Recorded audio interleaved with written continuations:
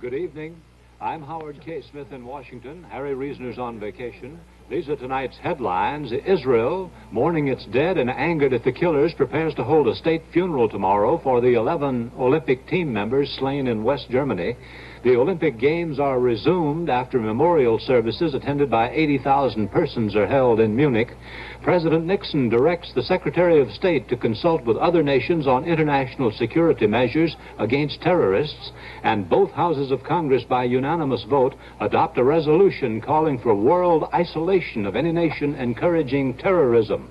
Reports tonight from Lou Chaffee on the violent climax of yesterday's Arab terrorism at the Olympics, Peter Jennings on the memorial services in Munich for 11 murdered Israelis, Ted Koppel on the State Department's initiative towards international action against terrorism, Frank Reynolds on Senator McGovern's meeting with a group of Los Angeles rabbis, David Snell on fun and work at the Southern Governors Conference, and tonight's comment on the nature of Arab terrorism.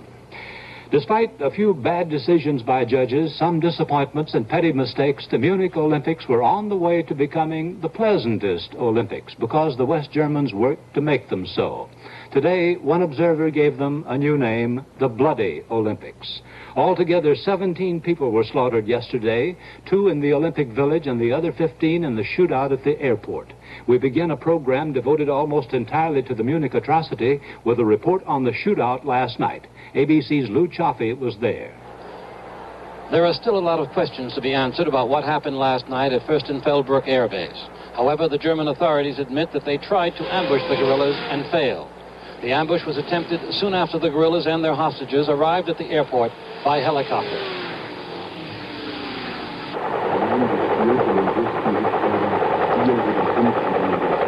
There they were supposed to have boarded a German jetliner for a flight to an Arab nation.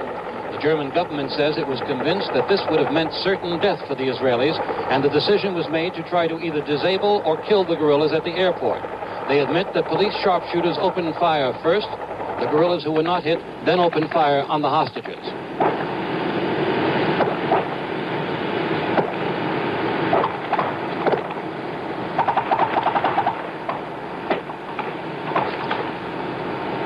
When it was over, all 9 Israelis were dead. 5 guerrillas were killed, 3 others captured. A German policeman also died. What made the tragedy seem even worse was the fact that for hours last night, there was a report that all of the Israelis had been liberated, a report which was not denied at the time.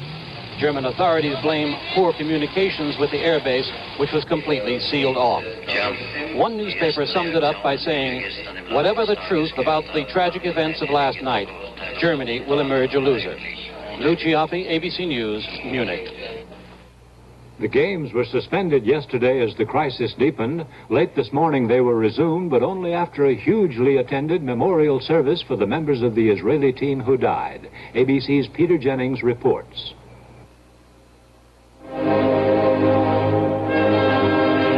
most days, the stadium holds 80,000 eager track and field fans. Today, instead, they came to a memorial service, an hour of memory for 11 fellow athletes from Israel slain yesterday during an abortive attempt by Palestinian guerrillas to gain the release of Arabs held prisoner in Israel.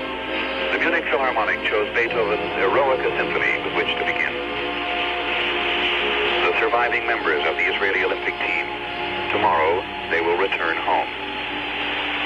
Representatives from almost all of the 122 countries participating here. Arab athletes did not attend, though in many cases because they were bound by political restraints over which they had no control. In what can only be called a state of shock and devastation, thousands of Germans who had seen their games of serenity turned overnight into the Olympics of terror. It fell to the Israeli team's chief delegate to offer a slim hope that the games could be serene again sometime in the future. I should like to solemnly confirm here that the athletes of Israel will continue to participate in the Olympic competitions in a spirit of brotherhood and fairness, despite this abominable crime. It is in deep sorrow that the Israeli delegation leaves the Federal Republic of Germany today. After the President of Germany spoke, Avery Brundage, the President of the International Olympic Committee, echoed what was really the majority sentiment here. we have only the strength of a great ideal, I'm sure the public will agree that we cannot allow a handful of terrorists to destroy this nucleus of international cooperation and goodwill. The games must go on. 10 days ago, when the 20th Olympiad began, this stadium was a riot of color, proud and beaming faces from around the world. As the Munich Philharmonic concluded with the Egmont Overture by Beethoven, hearts and minds today were heavy with the thought that something was wrong with mankind. Peter Jennings, ABC News, at the 20th Olympiad.